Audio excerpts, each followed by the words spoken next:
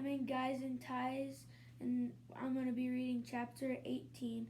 The contest raced down the stairs to Rotunda reading room. Kyle saw Haley Daly dash down another set of steps into the basement to what the floor plan called the stacks.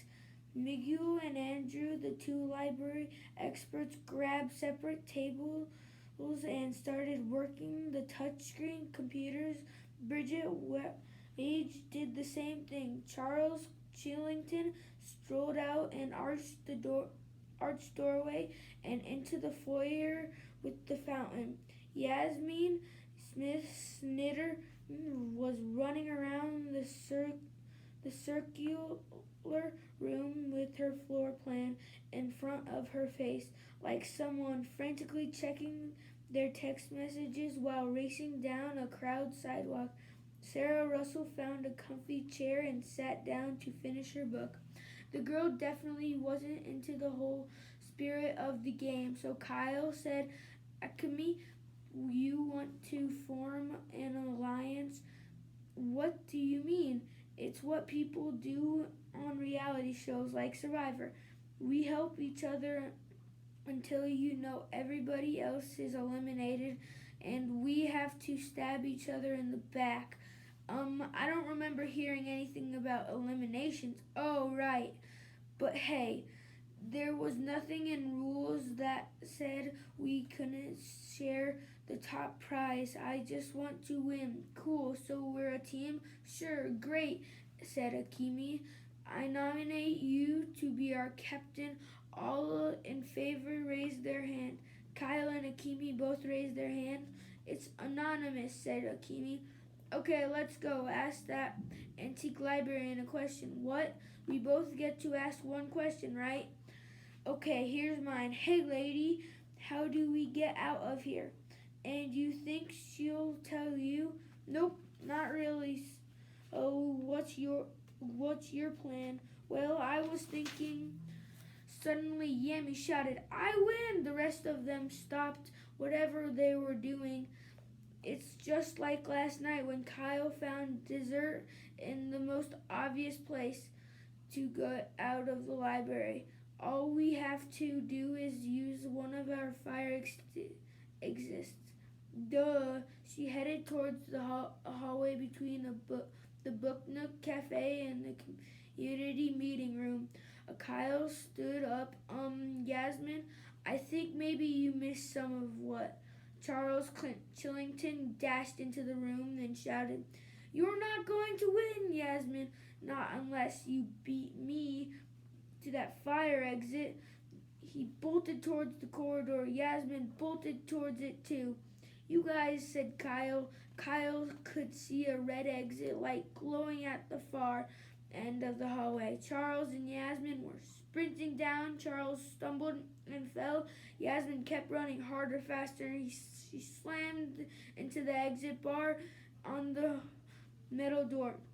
Alarms sounding, flashed red lights, swirled somewhere. A tiger roared. Mr.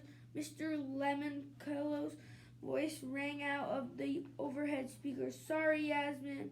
That's where your sidewalk ends. You broke the rules. You are out of the game. Your library card will be placed in your discard bowl, and you will be going home.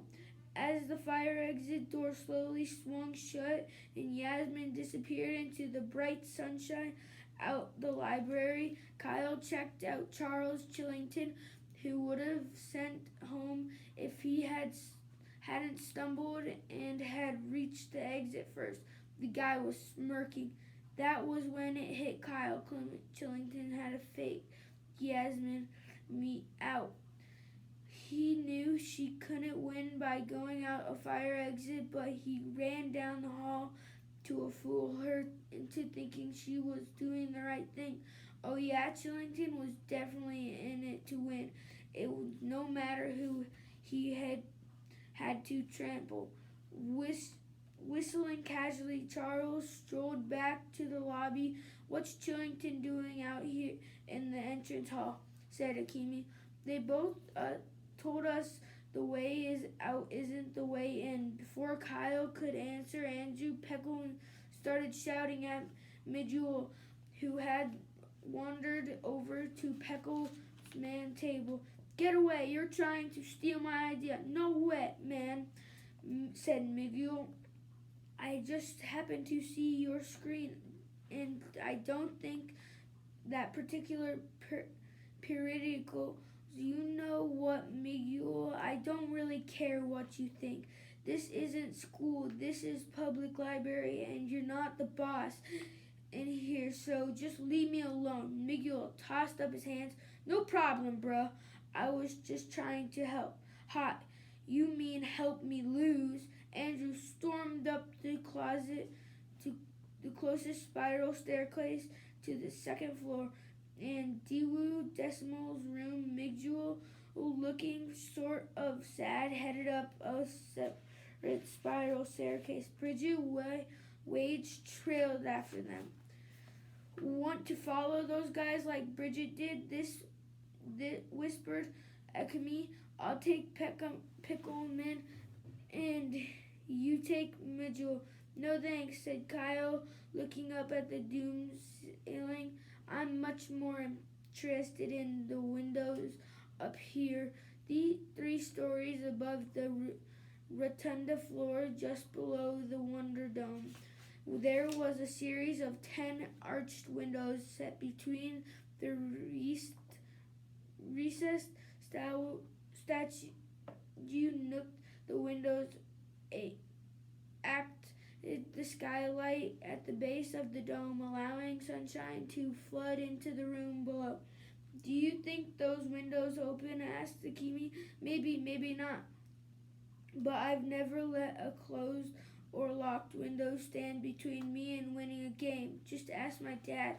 "What? Never mind. Come on." Kyle trotted over to the crushy chair where Sierra Russell was peacefully reading her book.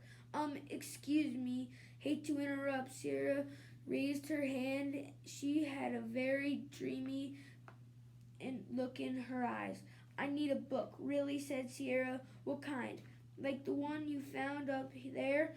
He gestured to the curving bookcase climbing up the back half of the rotunda. "Fiction," said Sierra. "Right," said Kyle. "Love me some fiction." "Well, what sort of story do you like?" "Something way up high," said Kyle. "The higher the better." "Really?" "Yup." "Well, that an interest way to put together a reading list, basing it on bookcase elevation. I'd like something on top shelf, maybe right under the hologram statue of that guy's hanging out with the cat in the hat." "Said Dr. Seuss," said Sierra. "He wrote The Cat in the Hat." "Sweet," said Kyle, "but I just like how close he is to that window." That's all for today.